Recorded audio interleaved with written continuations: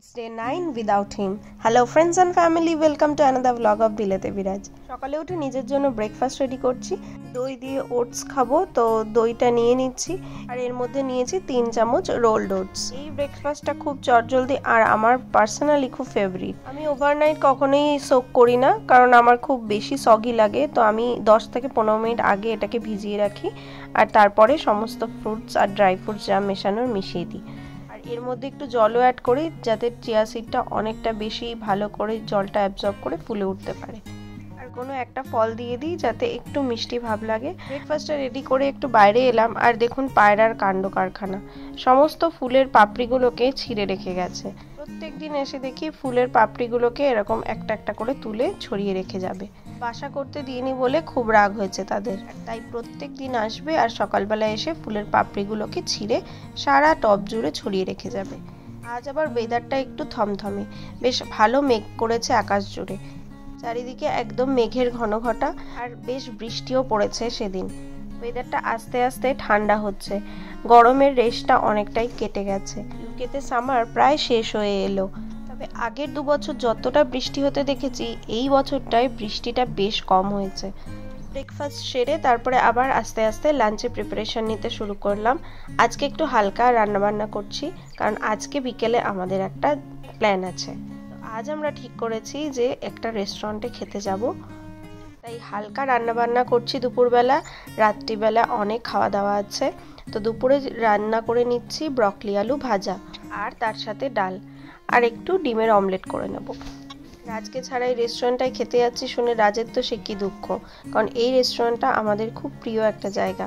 Broccoli আমার খুব favourite, তবে রাজ একদম খেতে চাইতো না আর ও একদম খেতে পছন্দ করতো না, সেখান থেকে এই সবজিটাকে ওর ফেভারিট লিস্টে নিয়ে এসেছি। ব্রকলিটা এখানে সারা বছরই পাওয়া যায় আর একটা খুব চটজলদি হয়ে যায়। একটু মাইক্রোওভেনে ভাপিয়ে নেব আর তারপরে আলু ভাজার পর এটা একটু হালকা ভেজে নেব। আমাদের নতুন ফ্ল্যাটে ফ্রিজটা একদম ছোট, দুটোই মাত্র র্যাক আর একটা ভেজিটেবলসের র্যাক, তাই আমার ফ্রিজ সবসময় যেন মনে হয় উপচে পড়ছে। আজ ভাবলাম ফ্রিজটা একটু পরিষ্কার করি, ভালো করে ট্রেগুলোকে একটু ক্লিন আপ করে নিই। এখানে এক দিদি আছে, তারা চলে যাবে ইন্ডিয়াতে, আর যাওয়ার আগে অনেক কিছু দিয়ে যাচ্ছে, তো তার মধ্যে ফ্রিজের একটা লেয়ারিং ম্যাটও ছিল, তো আমি ওই দিদির কাছ থেকে ম্যাটটা নিয়ে এসেছি। তাই ভাবলাম ফ্রিজে লাগানোর আগে ফ্রিজের র্যাকগুলো ভালো করে পরিষ্কার করে ফ্রিজটাকে একটু পরিষ্কার করে নিই। আমাদের আগের ফ্ল্যাটে একটা বিশাল বড় ফ্রিজ ছিল, তবে এই নতুন ফ্ল্যাটে এটা একটা বড় ডিসঅ্যাডভান্টেজ যে এখানে ফ্রিজটা খুবই ছোট। এখানে 1 BHK রুমগুলোতে বিশাল বড় বড় ফ্রিজ থাকে, তবে 2 BHK রুমগুলোতে এরকম ছোট ছোট ফ্রিজ থাকে। ফ্রিজের লাইনিংটা লাগিয়ে তারপরে আমি সমস্ত কিছু ভালো করে গুছিয়ে নিলাম। দুপুরে খাওয়া দাওয়া করে একটু রেস্ট করে নিলাম আর বিকেলবেলা 7:30 নাগাদ রেডি হয়ে যাব রেস্টুরেন্টে। আজকে হঠাৎ করে একটু ঠান্ডা পড়ে গেছে, তাই কোট নিতে বাধ্য হলাম। এত ঝোড়ো হাওয়া দিচ্ছে যে খুব সনসন করে ঠান্ডা লাগছে। তো আমরা যাব এখানে ডিনস গেটের দিকে, হেঁটে হেঁটে প্রায় যেতে আধ ঘন্টা মতো সময় লেগে যাবে। আর এখন যেহেতু বিকেল বেলাটা বেশ বড়, তো হাঁটতে বেশ ভালোই লাগে। আজকে আমি, শ্রেয়সীদি আর শ্বেতা, রাজা শ্রেয়সীদির এক অফিস কলিগ, তো এখন আমারও বন্ধু হয়ে গেছে, তো আমরা সবাই মিলে যাচ্ছিলাম রেস্টুরেন্টে। আর যাওয়ার পথে কি সুন্দর একটা স্কাল্পচার চোখে পড়লো। এই হ্যাঙ্গিং পিয়ানোটা আমার বেশ ভালো লেগেছে। ম্যানচেস্টারের সিটি সেন্টারে এরকম নানান রকম সুন্দর সুন্দর সব স্কাল্পচার চোখে পড়ে। আমরা এখন যেখানে আছি এটা একদম প্রপার সিটি সেন্টার এরিয়া। গল্প করতে করতে হাঁটতে হাঁটতে বেশ সুন্দর লাগছিল সিটি ভিউটা। ডিনসগেট চত্বরটা বেশ জমজমাট, সব বড় বড় হাইফাই যত রেস্টুরেন্ট আছে সব এখানেই আছে। রেস্টুরেন্টের পাশাপাশি ক্যাফে, পাব, বিভিন্ন রকমের বড় বড় সুন্দর সুন্দর সব সিটি এরিয়াতেই পাওয়া যায়, আর সেগুলো সব আছে এই ডিনসগেটের দিকে।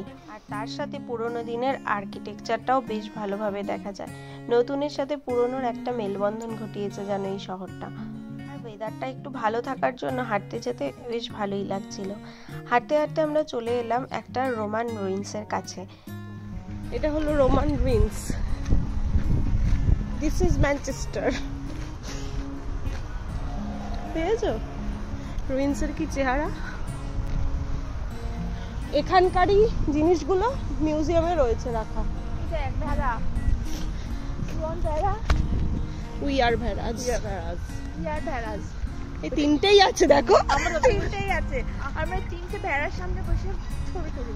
আমার সব থেকে বেশি না ওদের ভালো লাগে যারা রেল ব্রিজের উপর বসে আছে। না রে, ওখান থেকে পড়লে না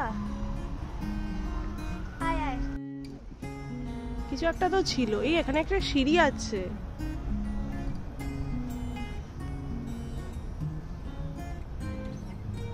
যাবে? সিঁড়িতে উঠবে? চলো চলো উঠি।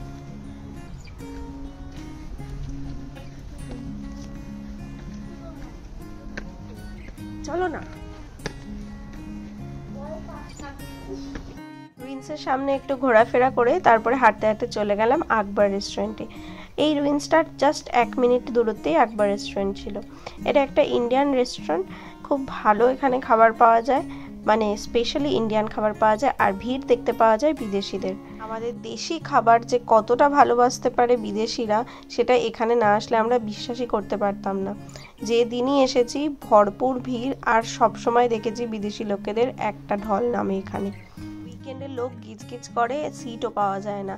তবে আজকে উইকডেজে এসেছি বলে বেশ ফাঁকা ছিল। অর্ডার করেছিলাম আমরা মোহিতো, সেউসি দিয়ে নিয়েছিল ম্যাঙ্গো মোহিতো, আর আমরা নিয়েছিলাম ডিপ সি লেগুন একটা মোহিতো। তো এগুলো ছিল মকটেলস, আর তার সাথে অর্ডার করেছিলাম অনেক খাবার দাবার। মানে আমরা যতবারই এসেছি আমরা একই স্টার্টার অর্ডার করি, সেটা হচ্ছে এই চিজি শিক কাবাব। এটা দারুণ খেতে হয়। আর তার সাথে অর্ডার করি ডাইনামাইট চিকেন। এখানে অনেক স্টার্টারের মধ্যে এই দুটো আমাদের ভীষণ ফেভারিট। তো যতবারই আসি আমরা মোটামুটি এইগুলোর মধ্যেই ঘোরাফেরা করতে থাকি। অনেকক্ষণ গল্প করলাম আর মেন কোর্স এলো। মেন কোর্সে নিয়েছিলাম কিমা রাইস, তার সাথে একটা সি ফুড বালতি, এখানে প্রন, শ্রিম্প, পাসা সব কিছু দিয়ে একটা খুব সুন্দর কারি, আর এর সাথে নিয়েছিলাম নান। তো এটা একটা নর্মাল নান, এখানে স্পেশালিটি এরকমভাবে হুকে বাঁধিয়ে নানগুলোকে সার্ভ করে। অনেক ইন্ডিয়ান খাবার দাবার বা রেস্টুরেন্ট ট্রাই করার পরে এটা আমাদের খুব ফেভারিট একটা জায়গা হয়ে গেছে। আর এই কিমা রাইসটা অসম্ভব ভালো খেতে হয়।